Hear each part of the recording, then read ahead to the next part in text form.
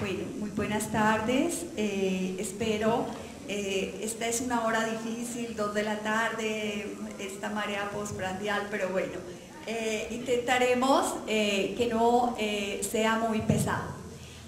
A ver, empezando por este proceso de diferenciación sexual humano, ¿sí? Se define como la serie de eventos a través de los cuales los seres humanos adquirimos la madurez psicosexual. Esta madurez psicosexual va a implicar adquirir una identidad sexual, un rol de género, una orientación sexual. Vamos a puntualizar bien en estos conceptos porque a veces se confunden y se habla de identidad homosexual. Entonces aquí tenemos, ¿sí?, esta serie de eventos que van a definir esta maduración de los seres humanos. Tenemos una primera etapa que es la determinación del sexo biológico, del sexo físico, fenotípico, que se da básicamente en la etapa prenatal. Luego tenemos una segunda etapa que es la definición de la identidad sexual, que básicamente ocurre en los 2 primeros años de vida, cuando un niño hacia los 2, 3 años, él dice soy niño, la niña dice soy niña, ¿sí? Esa es la identidad, la convicción íntima que cada quien tiene de ser niño o niña. Y tenemos hacia el final de la adolescencia la determinación de la orientación sexual. La orientación sexual tiene que ver básicamente hacia quién dirigimos nuestros sentimientos y nuestros deseos erótico-afectivos. Quise traer esta gráfica que me parece muy ilustrativa, ¿sí?, para que empecemos a tener muy claro identidad, orientación y sexo. Recientemente en una revisión de artículos recientes se hablaba de identidad homosexual, de la identidad homosexual, de la identidad bisexual. Entonces yo les decía, mire, en realidad necesitamos aclarar términos. En este salón no vamos a decir, hay hombres, mujeres y homosexuales. No, o sea que la homosexualidad es una orientación, ¿sí? Es hacia quién dirigimos nuestros deseos, pero eso no define. En cambio, ¿sí?, la identidad es lo que define lo que somos, ¿sí? Entonces es importante tener esta claridad. La identidad es la convicción íntima que cada quien tiene de ser hombre, mujer.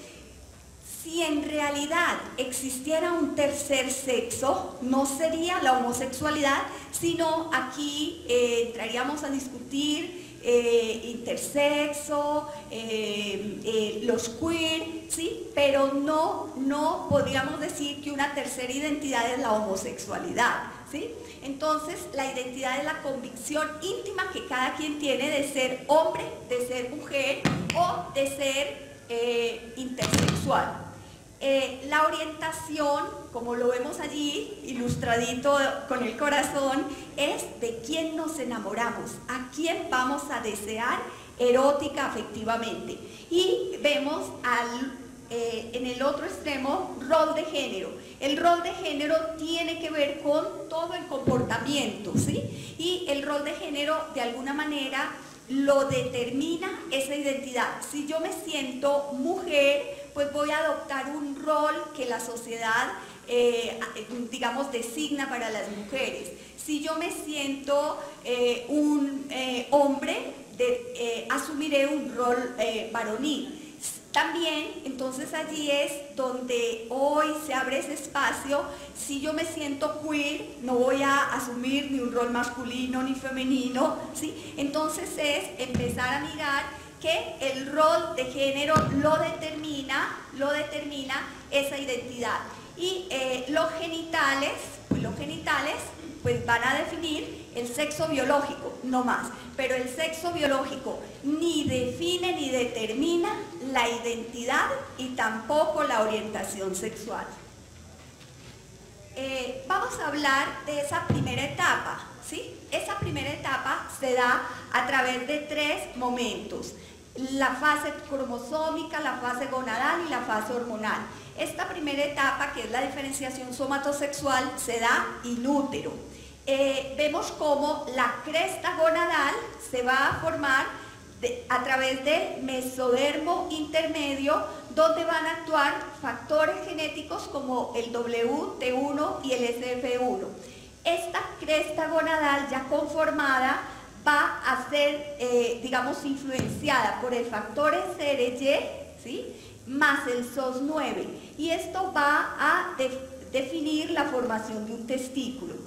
Si no actúan estos factores, el DAX1 va a determinar la formación de ovario. Pero aquí me había saltado una partecita. La fase cromosómica se da en el momento de la concepción. El óvulo y el espermatozoide se encuentran y entonces vamos a tener la conformación de diferentes cariotipos: 46XX o 46XY, 45X0, 47XXY, 46XXXY. Pero nosotros pudiéramos tener, ¿sí?, una mujer 46XY por ausencia de factor determinante testicular, o pudiéramos tener un hombre 46XX por presencia de factor determinante testicular. Esos son eventos que ocurren en este periodo de la concepción, ¿sí?, en el momento en que se está determinando esta parte genética. ¿Y qué pasa? Los cromosomas los cromosomas anuncian, pero no definen el sexo biológico.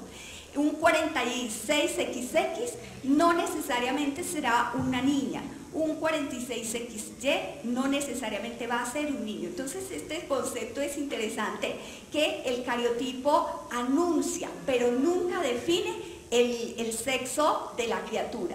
Luego viene la fase gonadal. Ya lo que les decía sobre esta cresta gonadal ya conformada, van a actuar estos factores, pero vamos a mirar enseguida que para la conformación total de este testículo van a tener que actuar numerosos factores genéticos. En este momento se han identificado 32 genes que intervienen en la configuración de ese testículo. Entonces ese testículo puede quedar configurado a medias y puede generar deficiencias. Se ha postulado que el desarrollo del ovario es espontáneo, que no interviene ningún tipo de factor genético ni hormonal. Bueno, vamos a mirar, ¿sí?, esto únicamente para ilustrar la complejidad que es la formación del testículo. Desde comienzo del siglo XX, ¿sí?, los investigadores, los biólogos, se dieron cuenta que de alguna manera a la naturaleza le quedaba más fácil hacer hembras, que en general la definición a hembra era espontánea. Total, la definición a macho, y no es peyorativo, sino estamos hablando desde la biología, la definición a macho siempre va a requerir la intervención de factores genéticos y hormonales en periodos absolutamente críticos, ¿sí? Porque las hormonas, a veces llegan los padres de familia con un chico: doctora, es que yo quiero que le formule hormonas para que se le quite este comportamiento un poquito afeminado. No, eso no actúa en ese momento. Vamos a hablar de periodos críticos en un momento. Entonces, simplemente esta ilustración es para que veamos lo complejo que es la conformación de un testículo y cuántas fallas pueden, digamos, sucederse en esta definición. Bueno, también muy breve. El embrión hasta la 6ª semana es un embrión indiferenciado. Independiente del cariotipo, tiene las mismas estructuras: un par de gónadas indiferenciadas, un par de conductos de Müller, un par de conductos de Wolff, y a partir de los factores hormonales se va a determinar esta diferenciación. Entonces ustedes ven aquí muy simplificado, presencia de andrógenos y de antimülleriana, vamos a tener un aparato genital interno masculino. Ausencia de andrógenos y de hormona antimülleriana, un aparato genital femenino. Ustedes ven, la antimülleriana es absolutamente indispensable para que los conductos de Müller o paramesonéfricos regresen. Entonces vemos pues que en la mujer no hay antimülleriana, los conductos de Müller van a conformar justamente las trompas del útero y el tercio superior de la vagina. Externamente sucede algo muy parecido, muy parecido. El embrión hasta la 6ª semana de vida es indiferenciado, ¿sí? No se pueden identificar ni genitales masculinos ni genitales femeninos. Hay andrógenos y vamos a tener una configuración masculina. Hay ausencia de andrógenos y vamos a tener una configuración femenina. Hay una condición médica que un poco más adelante seguramente aparecerá, y es los niños que tienen la deficiencia de la 5-alfa reductasa, que no va a transformar la testosterona a hidrotestosterona, y por lo tanto ellos van a desarrollar genitales externos femeninos, pero internamente todo su sistema, ¿sí?, genitales internos son masculinos, y muy probablemente ese cerebro se alcanza a virilizar, ¿sí? Entonces hay una condición muy particular que algunos lo habrán encontrado en revisiones de tema, los 9-12, que son un grupo en particular que fue descrito en Centroamérica, y estos niños en la adolescencia, ¿sí?, básicamente en la pubertad, la testosterona por efectos activacionales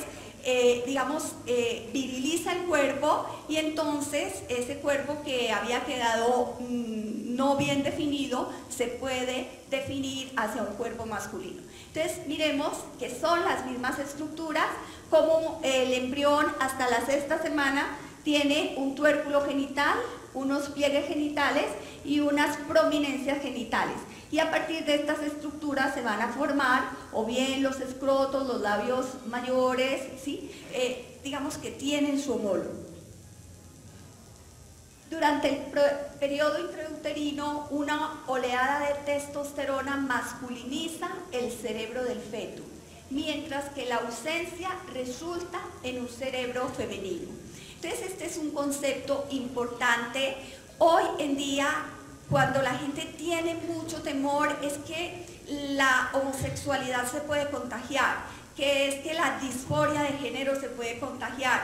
No, vamos a ver cómo los factores hormonales son bastante determinantes en la parte, digamos, de identidad como de orientación sexual. Entonces esto es clave, porque a veces hay un temor desde el desconocimiento, que un niño puede aprender conductas de esta y de esta manera.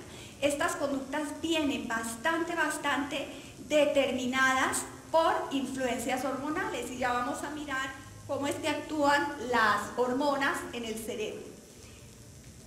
Es bastante curioso, ¿sí? La testosterona llega al cerebro y se me va a olvidar, es transformada en estrógenos, y en realidad son los estrógenos aromatizada, se me había ido la palabra.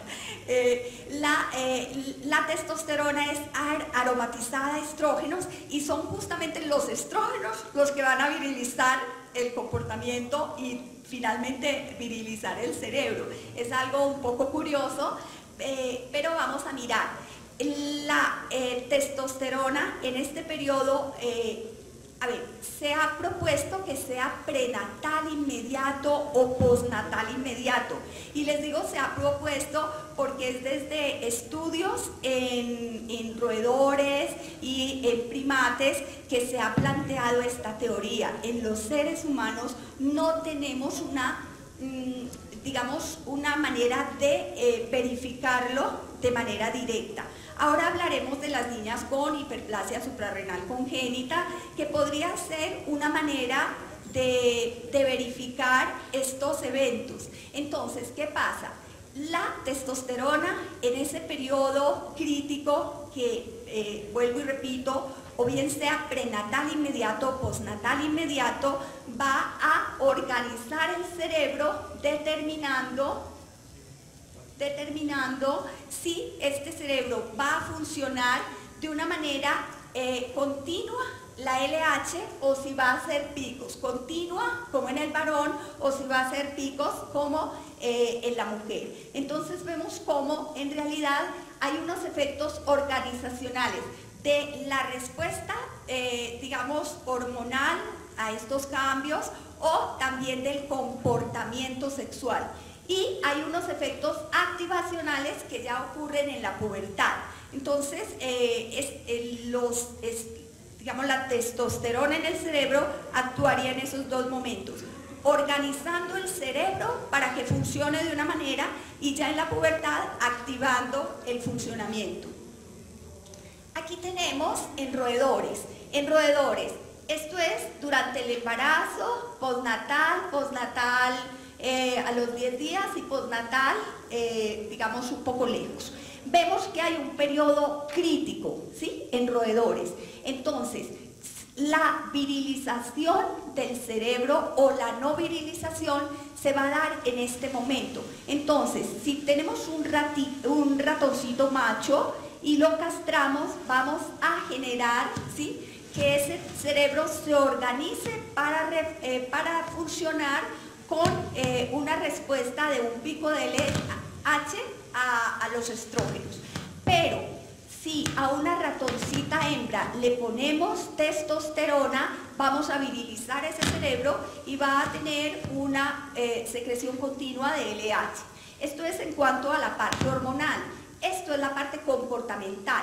Entonces, un ratoncito macho castrado, ¿sí?, en la etapa adulta va a adoptar un rol femenino, un rol, como dicen, va a adoptar posición de lordosis. En cambio, una ratoncita a quien se le aplica testosterona en el periodo, volvemos a decir, crítico, va a adquirir un comportamiento masculino, un comportamiento típicamente del macho. Entonces, bueno, aquí tengo esta partecita, la testosterona está aromatizada en la neurona a estradiol por la P450 aromatasa. El estradiol ya de esta manera activa dos procesos en el recién nacido masculino. Desarrolla conductas masculinas, la conducta típica de monta, y desfeminiza el cerebro. Este es otro concepto muy interesante porque hemos estado hablando de virilización del cerebro, ¿sí? Es un proceso activo, pero tiene que darse otro proceso que es desfeminizar el cerebro, porque el cerebro de todos los embrioncitos es típicamente femenino, entonces necesita virilizarse, pero también tendría que desfeminizarse. Probablemente allí es donde están las situaciones de las disforias, en ese proceso de desfeminización que no se verifica de manera adecuada. Entonces, la ausencia de testosterona en el periodo crítico del desarrollo resulta en una insuficiente masculinización y en la feminización. El mecanismo por el cual el estradiol promueve la masculinización y la desfeminización es desconocido. Se sugieren patrones diferentes de metilación o de aromatización, ¿sí?, para ese proceso de diferenciación a cerebro masculino o femenino. Precisamente en roedores se han encontrado dos tipos de receptores estrogénicos, los receptores estrogénicos alfa y los beta. Los alfa son esenciales para la reproducción y la expresión del comportamiento sexual de los machos.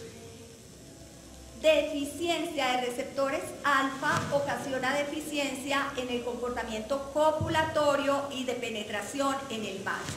y los receptores beta de estradiol parecen relacionarse con procesos de desfeminización. Entonces, machos castrados tratados con hormonas femeninas, se observa comportamiento en la cópula como un comportamiento femenino. Entonces aquí viene, porque siempre se ha debatido, bueno, esta diversidad, la orientación, la identidad, esto es aprendido, esto es genético, aquí qué pasa. En realidad digamos, los estudios hasta ahora nos muestran una fuerte influencia hormonal, una fuerte influencia biológica, y vamos a ver cómo en el cerebro, ¿sí?, estos andrógenos van a determinar cambios estructurales, comportamentales y de susceptibilidad a enfermedades. Entonces, en realidad es importante mirar que no como desde, digamos, ciencias sociales se pretende que todo es la crianza, que todo es el aprendizaje. La parte de biológica es fundamental, y es fundamental conocerla, comprender en qué momento actúa y cómo podemos nosotros no cambiar los procesos, sino entender los procesos y ayudar a los padres de familia, ayudar a la educación a comprender esas etapas. Entonces vamos a ver cómo hay diferencias estructurales, comportamentales y de susceptibilidad a enfermedades. Entre los estructurales hay áreas dimórficas en el cerebro, entonces hay un cerebro típicamente masculino, un cerebro típicamente femenino. Entre esas áreas está el área preóptica, la ventromedial, el núcleo anteroventral periventricular, el núcleo de la cama de la estría terminal y el núcleo supraquiasmático. Vamos a mirar cómo una misma área, por ejemplo el área preóptica, en el macho tiene que ver con el comportamiento sexual y en la hembra con el comportamiento maternal.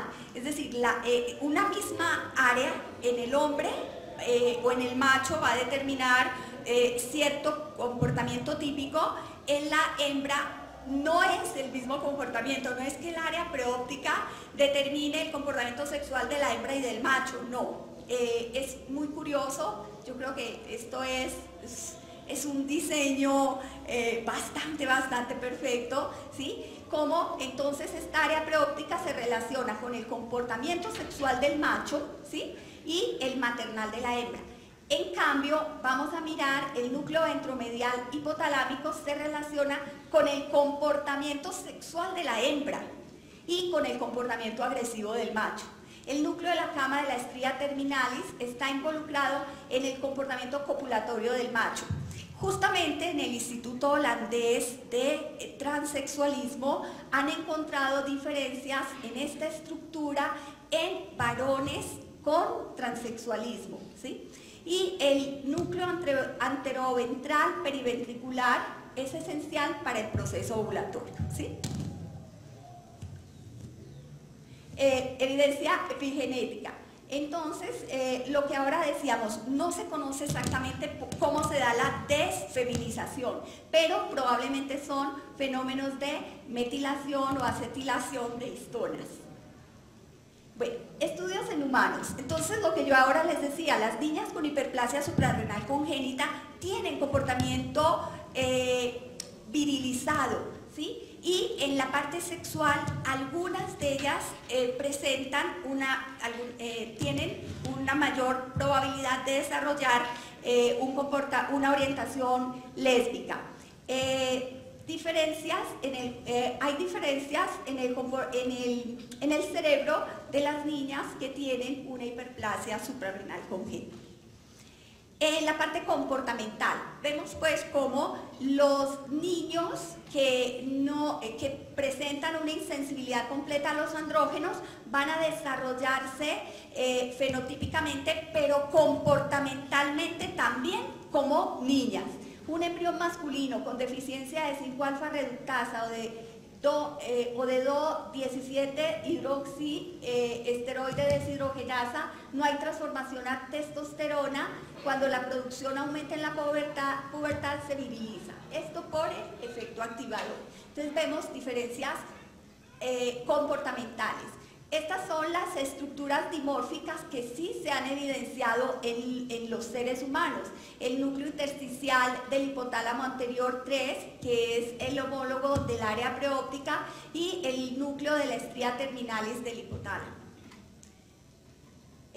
Bueno, esto es el comportamiento diferente entre niñas y niños. Las niñas el primer día miran más los rostros humanos, los niños móviles, las niñas eligen más muñecas, los niños balones, carros, pero alguien diría, ¿eso es crianza? No, se ha visto que en primates se repite ese comportamiento. Las niñas de 6 años dibujan flores, mariposas, les gustan los colores brillantes, los niños pues hacen más dibujos técnicos, ¿sí? Entonces vemos que sí hay una diferencia de comportamiento.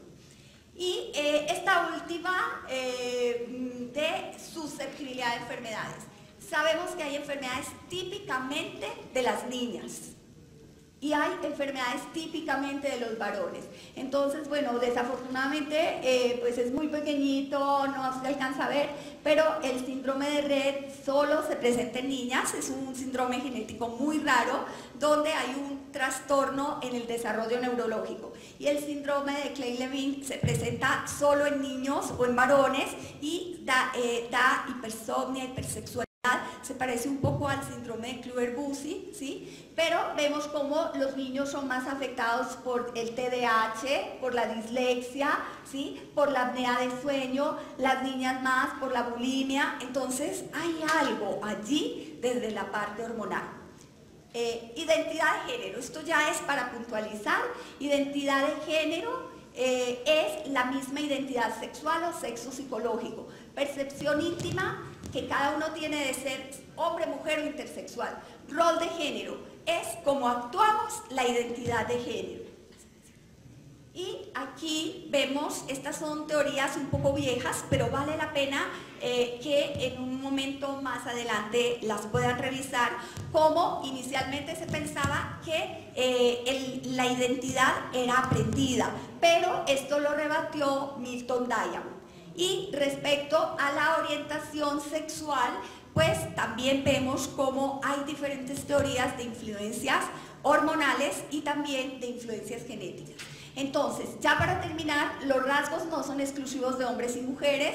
Muchas culturas no tipifican los roles sexuales, como en Occidente. No todos los hombres son iguales entre sí, ni todas las mujeres, ¿sí? Entonces es empezar a aceptar una diversidad y no seguir tipificando. Las niñas solo visten de rosadito y juegan a las muñecas y los niños solo pueden jugar al balón, al fútbol. La escuela y la sociedad cuentan con mecanismos invisibles para educar de manera diferente a niños y niñas. Se inculca y transmite una distribución de roles sexistas. Entonces es lo que podemos ir haciendo para que quepamos todos con esta diversidad. No seguir tipificando de manera tan estricta, así son los niños, así son las niñas, sino independiente de estas influencias hormonales que tengamos, podemos tener un comportamiento sexual bastante diverso. Y yo creo que ya está la última, pásala. Como conclusión, vernos a través del espejo de la biología y saber que entre hombre y mujer, entre masculino y femenino, no hay diferencias cualitativas, sino más bien, cualitativas, sino más bien un continuo. Aceptar que hombres y mujeres somos más parecidos de lo que pudiéramos sospechar y procurar una educación no sexista. Bueno, muchas gracias.